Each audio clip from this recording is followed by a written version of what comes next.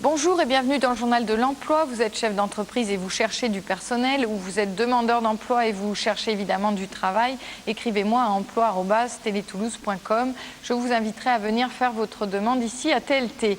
Aujourd'hui, avec la mission locale Haute-Garonne, nous allons parler de l'accompagnement des jeunes sous main de justice. Florence Alary-Ferrandis, bonjour. Bonjour. Donc vous êtes conseillère en insertion et animatrice du service justice à la mission locale Haute-Garonne. Alors ça représente quoi?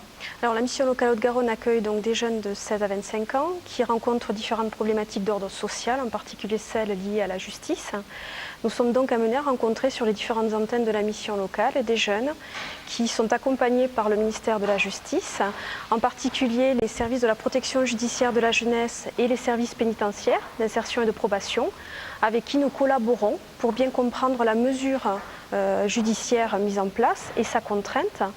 On peut citer l'exemple d'un jeune qui aurait un casier judiciaire par exemple, et pour qui ça pourrait apparaître comme une contre-indication par rapport à certains emplois, ou bien un jeune qui aurait été condamné pour des faits de consommation de produits illicites, et avec qui nous allons attaquer l'angle de la santé avant d'aborder l'emploi.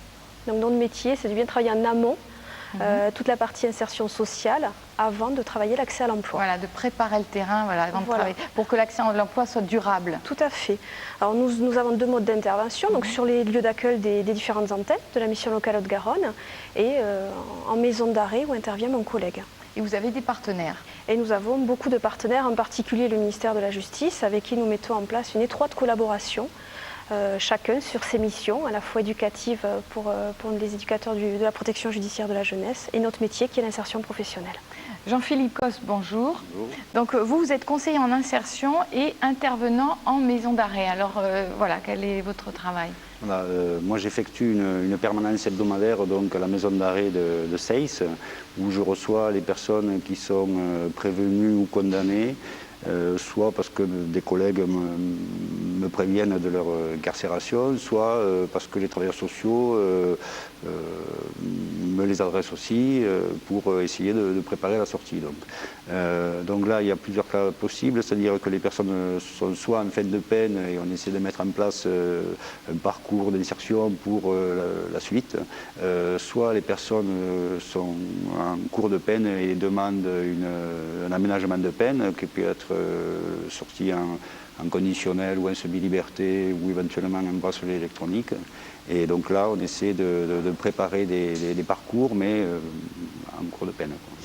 Et les nouvelles lois vous donnent un certain temps, un certain délai justement pour préparer cette sortie voilà. Suite à la loi Perben et au rapport Warsmann, donc les personnes, en fonction de leur peine, qui sont soit 3 mois, soit 6 mois avant leur sortie, doivent être rencontrées par les travailleurs sociaux, et c'est là qu'on essaye de mettre en place des projets de sortie.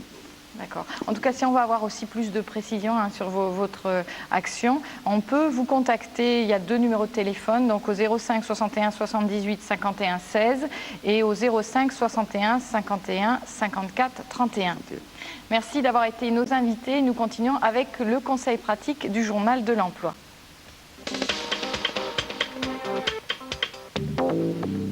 Le chômage préoccupe toujours autant les Français, loin devant la santé et les inégalités sociales, selon un sondage TNS Sofres réalisé pour l'hebdomadaire L'Hémicycle. 78% des personnes interrogées placent le chômage en tête de leurs inquiétudes. La santé est citée par 46% des sondés, devant les inégalités sociales, 40%, et l'évolution du pouvoir d'achat, 39%.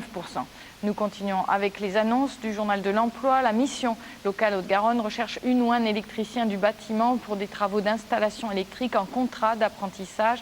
C'est dans la région toulousaine. Contactez l'antenne de Colomiers de la mission locale au 05 61 78 51 16.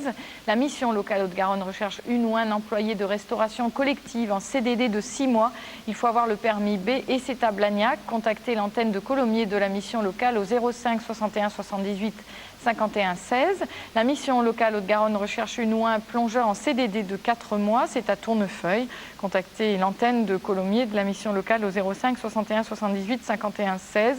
Je termine avec la mission locale Haute-Garonne qui recherche également une ou un agent d'entretien en contrat d'accompagnement vers l'emploi. C'est un CDD de 6 mois, 20 heures par semaine à Colomiers. Contactez l'antenne de Colomiers de la mission locale au 05 61 78 51 16.